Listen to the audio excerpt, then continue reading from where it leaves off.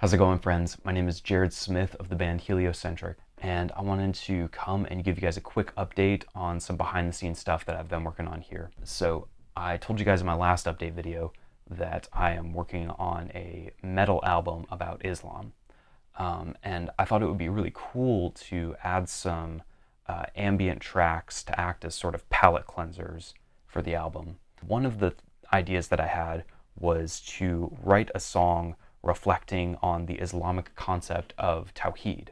Now, Tawheed in Islam is sort of akin to the Trinity in Christianity as far as its status and importance. Tawheed is the oneness of God. Allah is referred to as the One all throughout the Quran. And so I thought it would be really cool and kind of a challenge to write and produce a song only using one audio sample. Now, I've seen this done before in the past where guys will take an audio sample and they'll stretch it and time shift it and they'll print it and then add some reverb delay and modulate it every which way. But I wanted to challenge myself and restrict myself to, rather than printing something, I wanted the entirety of the track to come from one sound. So what that looks like in my case is I'm sending one audio sample through a whole bunch of different auxiliary tracks and buses and modulating that one sample in real time. So I'll play through the track for you guys and let you hear it, and then I'll kind of break down each of the different elements in the song and show you what's going on. Wahad.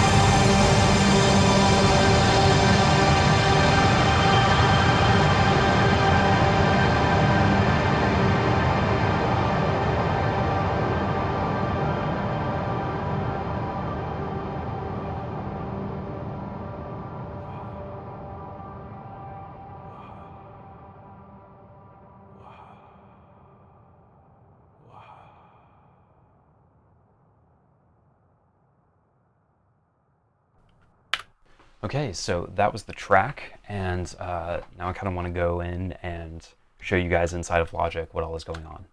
So way over here, you can see this is the one audio sample that I have.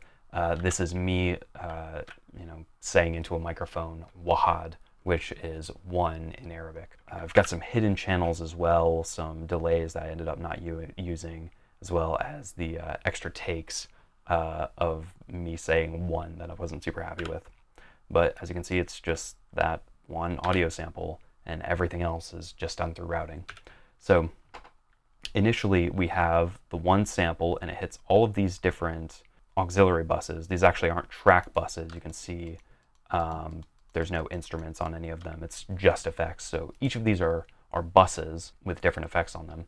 So the way that I'm able to modulate the sound continuously through the song is by taking the delay on each of these tracks and tossing it up either up to or even past 100%. Replica XT by Native Instruments actually lets me go up to 120% on the feedback knob. So essentially what that means is when the one sample hits that delay, it's essentially causing an infinite feedback loop. And it'll go on indefinitely until I mute the track or automate it out. So going into sort of the different elements of this track, here this is me just using a little bit of delay and reverb, and then a little bit of EQing, tossing off some of the high end. But if I solo these, you can hear sort of what they're doing.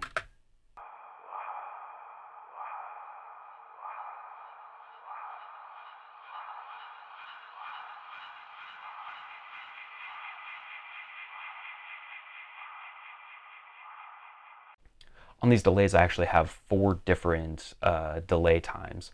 Up here, I have a delay that's a half note.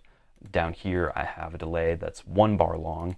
Here, I have a delay that's a dotted 16th. Here, I have one that's a dotted 8th note. Now, what's interesting about these two is I'm actually tossing on a Logic's stock pitch shifter. It sort of gives the track, I don't know, just a little bit more flavor, makes it more interesting. If I go down here to the rumbles, I'm again tossing the feedback on Replica XT up to 120%. And one of the things that I wanted to do here was I wanted to let the listener see that it's that original sample slowly becoming another sound. So what I'm doing here, if I zoom in, you can actually see that I'm automating the diffusion amount. So initially it starts off as a dotted 16th note, and then it sort of evolves into this more, I don't know, muffled sound.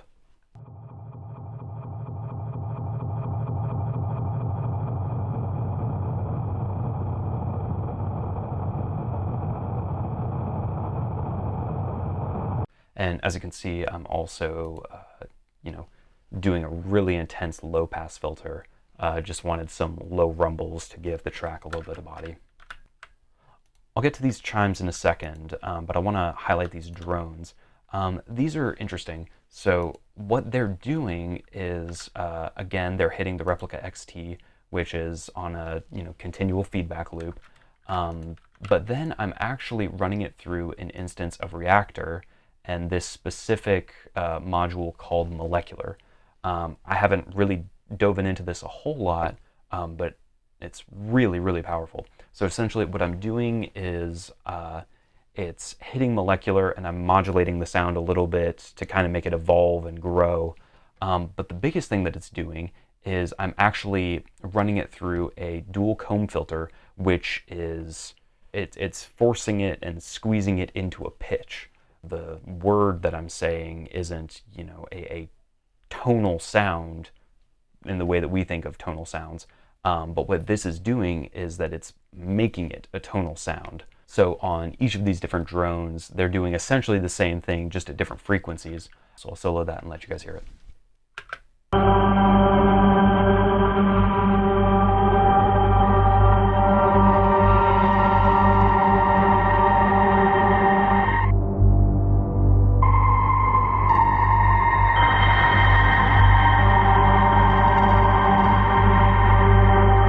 And then last and certainly not least, we have these high chime sounds.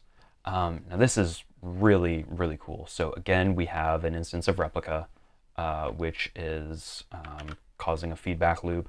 And then here, inside of Molecular, there's a DSP inside of the program called Plagiarism, which I guess is another comb filter. I'm not entirely sure, but it's doing some magic here.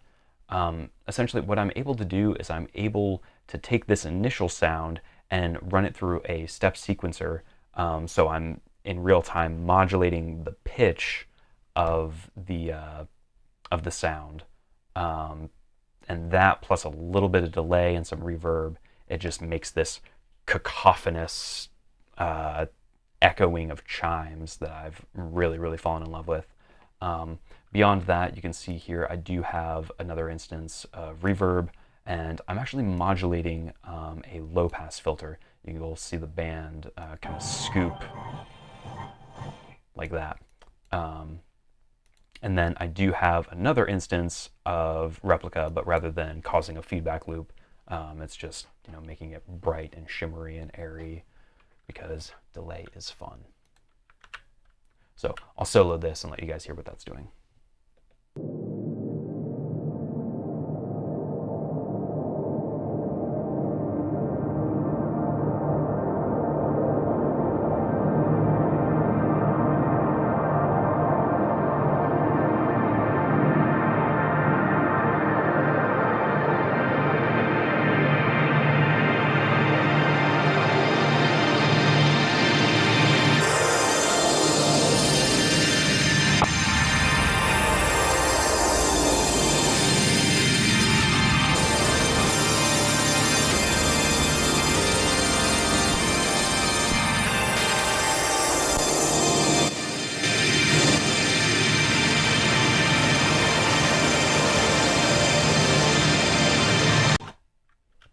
So again, really cool stuff. I hope you've enjoyed this. Comment below if you'd like to see more behind the scenes production stuff. This is totally not my element. But again, I hope that hope you guys enjoyed this. I don't really know how to end a video. I've never had to end a video like this. So comment below how I should end the videos. I don't know if you guys want me to like throw Pokemon cards at the camera or what you want me to do. But anyway, thank you for tuning in. Thank you for your continual support. See you next time.